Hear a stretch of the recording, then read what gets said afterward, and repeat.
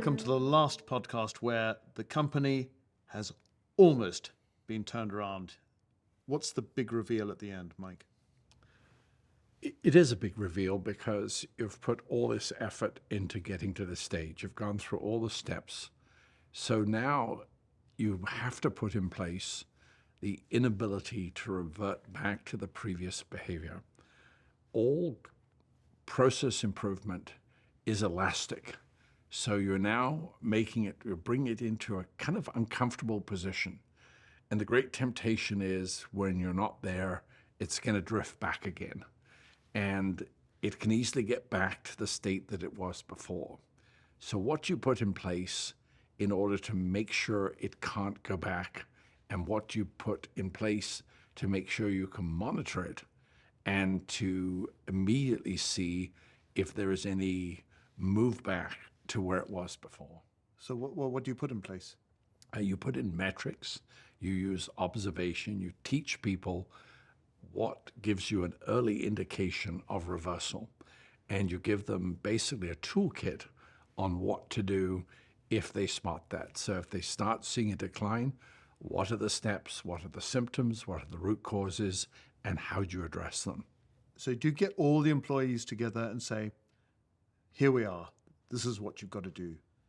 It's less dramatic than that. It's really group by group. You explain how things start to deteriorate, how they go back, how they got to where they were in trouble in the first place, and then all the effort and energy that has been put in to get to this new state, and how do you maintain it, and how do you make sure that you don't go back again. You've mentioned a couple of times we mustn't go back. Can you elaborate on that? You must put in place almost the inability to go back. And the best example of that was in the 16th century when Cortez invaded Mexico. And his troops were starting to ask the question, when are we going back to Spain? And his reply was, please look at the horizon. And all his troops were horrified to see all their ships on fire. And he said, that is your answer. We're not going back to Spain. We're here to conquer Mexico, and there is no way back. So that's probably an over-dramatization of what you would do in a company. There are no ships to burn. But you look at the ways of creating it in a way that it's not possible to go back. So you put in place various metrics that immediately you start to see a decline, action is taken, and you teach people that you show them that what happens when you go back. A lot of them have memories of where it was before. You explain all the effort that they've put in, and this is how you maintain it, and this is how you make sure it doesn't go back. You say they can't go back, but as a point of reference, they can look back. Oh yes, and they do, and they see where the company was before and how traumatic and depressing it was. And so that's one way to stop them drifting back, because they have institutional memory that they don't want to go back there again. But there is a natural progress where people can drift back. So you have to prevent that, and you have to create a situation where it's almost impossible to go back to where you were before. And is there a point where you think, that's it, I have turned this company round? When it's not in a crisis. I'm more the emergency surgeon. I get it to the point where more recovery can be done later on, but I've got it out of crisis. So I'm a crisis manager. Here, everything is right at the point of disaster, and I can bring it to a stabilized point and a vision and a direction for the company to go in the future. And so at what point do you then walk out of the door and say, good luck? When I feel comfortable that all the philosophy, the attitude, everything that I've tried to teach during the steps has been incorporated, and people enjoy the process of implementing those changes. And do you go back? I have been back. I've never had to go back because they have got themselves into trouble again. I mean, do you go back just to check that the metrics are still in place? Sometimes I kind of do my job, and I'm more a crisis manager rather than an ongoing operating manager. And do you teach them after that that this is almost like a stewardship of the company? We do talk a lot about ownership of companies, and particularly to owners, and their obligation as a steward, not as an owner, and that they have a very high level of responsibility of stewardship, that they're there to make sure the company provides everything it's supposed to for the employees, for the suppliers, for the customers, everybody that's related to that ecosystem, that they are the person who's responsible to take care of those people. Talking of stewardship, wasn't there a Japanese company that's been around for centuries, isn't there? In the same family. Yes, there is the oldest continuous business. It's a hotel and spa in Japan, and I think it's been around since 562, so millennia. And I think it's on the 33rd generation of the same family. And they've had emperors staying at the hotel. And it's been continuous. And hopefully they've done some upgrades since the 5th century. But it's a perfect example of how they treated it as a stewardship rather than ownership.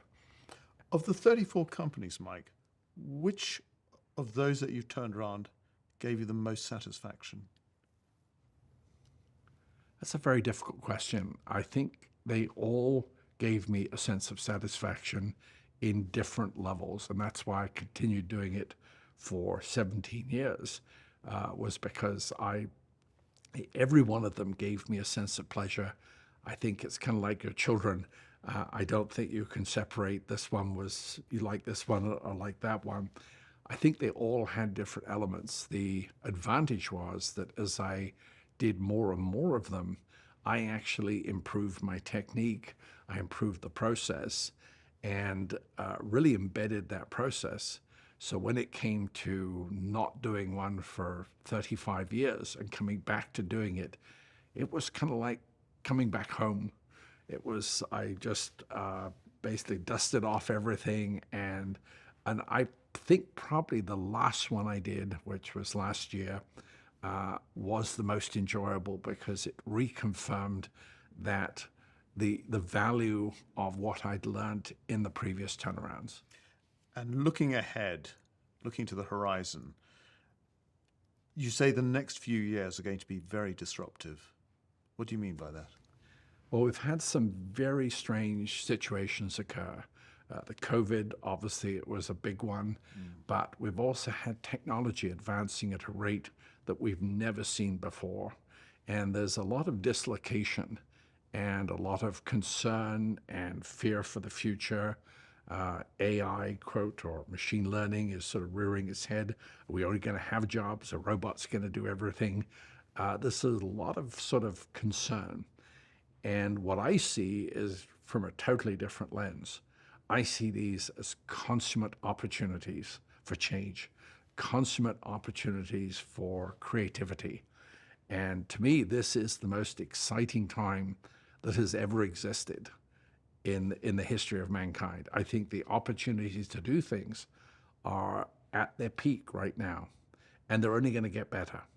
So for all the Jeremiahs, all the ones that feel that the end is coming, what I tell students that I talk to is I have listed out all the dire predictions since I've come to America 50 years ago.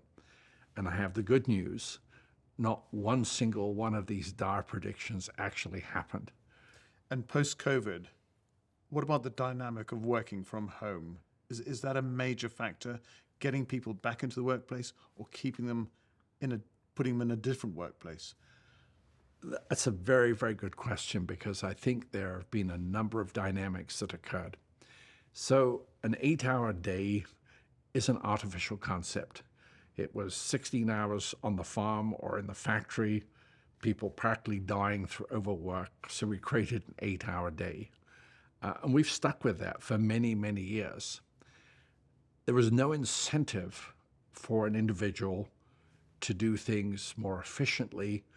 The COVID situation created a unique incentive. And the incentive was, if I'm working from home and I'm doing all the work that my manager expects me to do, and I can do it in an hour, I'm incentivized to try and find the most effective way of doing that work. So now I've got the rest of the day off. And so I do my work in an hour. Now you as the manager or the boss summons me back. Now I'm really trapped. I know I can do my work in an hour. What do I do now? So we've actually incentivized people to become incredibly efficient and incredibly organized to get their work done as quickly as they possibly can and still do it effectively, but we've created the incentive to do it quickly. So I think we need to revisit how many hours of work people do, what type of work they do, whether they work for this company for 2 hours a day, and then they work on another job for 3 hours a day, because they have the technology at home, they can set up meetings, they can talk to. I think it's still the socialization is absolutely critical. And we have, in my software company, we have very flexible, whether people work at home or whether they come to work. And we find most of the employees want to come to work because of the socialization. And many of them don't have very large apartments. So to be stuck in a small apartment all day is not very exciting either. So I think it's going to change. I think the number of hours are going to be reviewed, what people do, how many people they work for. All that, I think COVID has thrown that up in the air. Do you think we're looking at a tectonic shift here in the way people work and how companies work? We're looking at exactly that, a tectonic shift. Not only that, then you throw in the demographic change where the baby boomers slide off into the sunset. And there's such a massive number of them. We're almost 40 million are going to move on. And the number that's coming behind them is not as big.